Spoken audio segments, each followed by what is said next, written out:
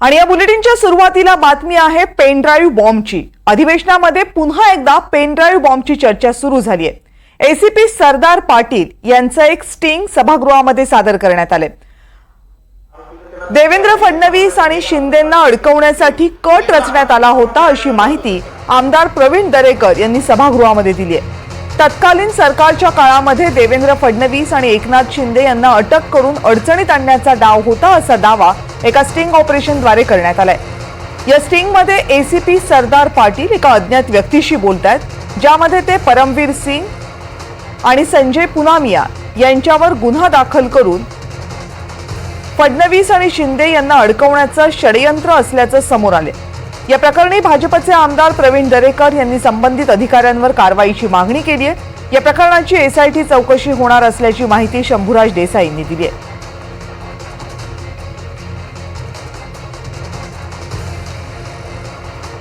हे सगळं स्टिंग नेमकं काय आहे आणि या स्टिंग ऑपरेशन दरम्यान चर्चा कोणती समोर आलेली आहे, या सगळ्या संदर्भात आणखीन माहिती जाणून घेण्यासाठी जाऊयात। माझे सहकारी पारस धामा सध्या दूरध्वनीवरून आता आपल्या सोबत आहेत। पारस, क्या जानकारी दे पाओगे इस पूरी स्टिंग ऑपरेशन के बारे में? कविता जी, ये बेहद ही पेचीदा मामला है। आपको याद होगा संजय पांडे जो कि डीजी रह चुके हैं, मुंबई के कमिश्नर रह चुके हैं पूर्व, उनके खिलाफ एक मामला दर्ज किया गया था थाने में, जो कि एक व्यापारी हैं, बिल्डर है संजय पुनामिया, उन्होंने ये पूरा मामला जो है वो दर्ज कराया था, जहाँ पे उनका ये आरोप था कि संजय पांडे और उनकी टीम से कुछ लोग जो थे उनसे पैसे एक्सटॉर्क करने की कोशिश कर रहे थे। और इसी के सिलसिले में ये मामला जो है वो दर्ज किया गया था थाने में। कुछ दिन पहले संजय पांडे जो कि पूर्व मुंबई कमिश्नर है, उनको बुलाया भी गया था इस मामले में, उनसे पूछताछ भी की थी। और वहीं कल मुंबई हाईकोर्ट में इस मामले को लेकर क्वॉशिंग की एफआईआर को क्वॉश करने के लिए एक पिटीशन संजय पांडे द्वारा डाली गई थी। उस समय जो कि संजय पुनामिया के वकील हैं, उन्होंने इंटरवेन किया था और इंटरवेन करते हुए एक पेनड्राइव सबूत के तौर पर सबमिट की थी। उसमें एक व्यक्ति था जो कि रिटायर्ड एसीपी है, उनका नाम है सरदार पाटिल। वो एक अज्ञात व्यक्ति से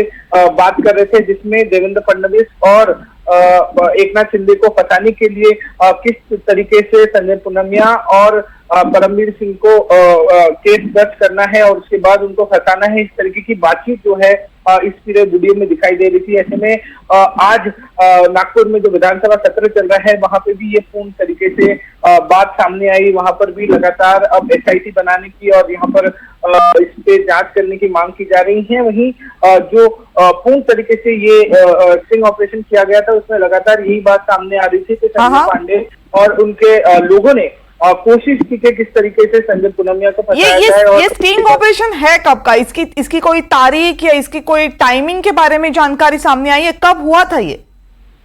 कविता जी, इस पूरे मामले में स्टिंग ऑपरेशन एनडीए सरकार के समय ही किया गया था, जबकि ये जब संजय पुनामिया को गिरफ्तार करने वाले थे, संजय पुनामिया के साथ जो है ये केस दर्ज हुआ था, ये उस समय का स्टिंग है जब महाविकास आघाड़ी की सरकार थी।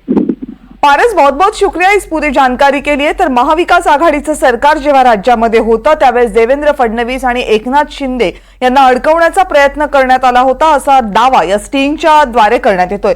ज्या स्टिंग ऑपरेशनच्या द्वारे हा दावा केला जातोय, त्या स्टिंग ऑपरेशन मध्ये जे संभाषण झाले, ते संभाषण नेमकं काय आहे तेही ऐकूयात।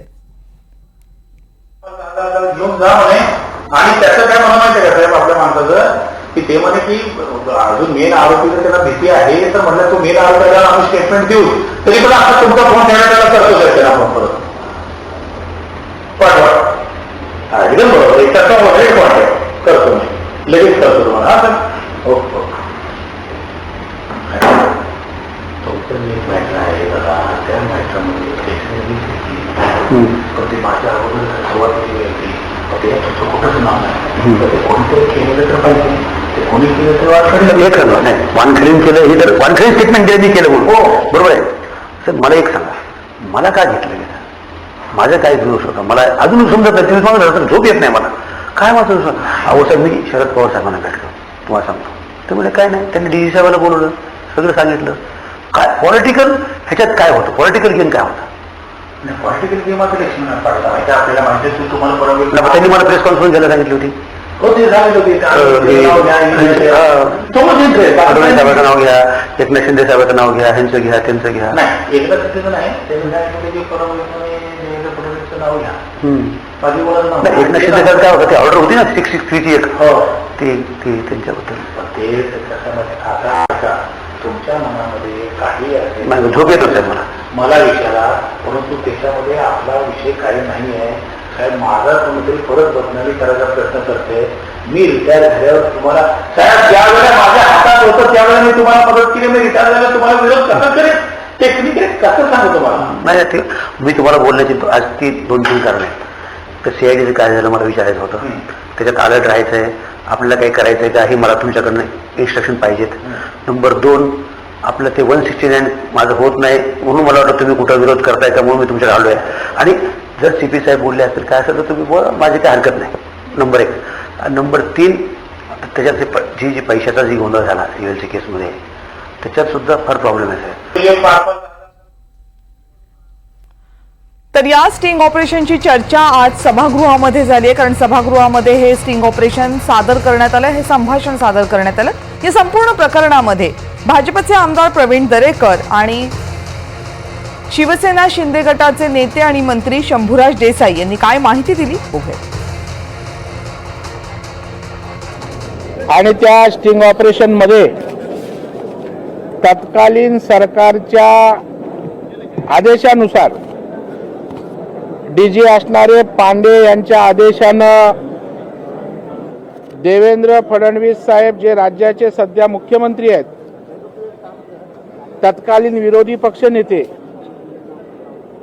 आणि त्यावेळेला नगरविकास मंत्री असणारे सध्याचे उपमुख्यमंत्री एकनाथरावजी शिंदे यांना त्या ठिकाणी त्या गुन्ह्यामध्ये अटकवा, त्यांना अटक करा, अशा प्रकारची सूड भावनेनं केलेलं षडयंत्र काल जे बाहेर आलं, त्याच्यामुळं सूड भावनेनं सरकारनं वागू नये असं सरकारला सांगत असताना महाविकास आघाडीचं सरकार ज्या वेळेला होतं त्यावेळेला कशा सूड भावनेनं लोकप्रिय नेत्यांना, मी शिंदे साहेब त्यावेळेला नगरविकास मंत्री होते, त्यांचं वलय वर्चस्व वाढत होतं, बाळासाहेबांच्या विचाराचं वैचारिक बंड जेव्हा उद्धवजी ठाकरे साहेब किंवा महाविकास आघाडी त्यापासून लांब जाते दिसतंय, अन्याय होतो असा दिसतो, तेव्हा ती प्रक्रिया सुरू होती.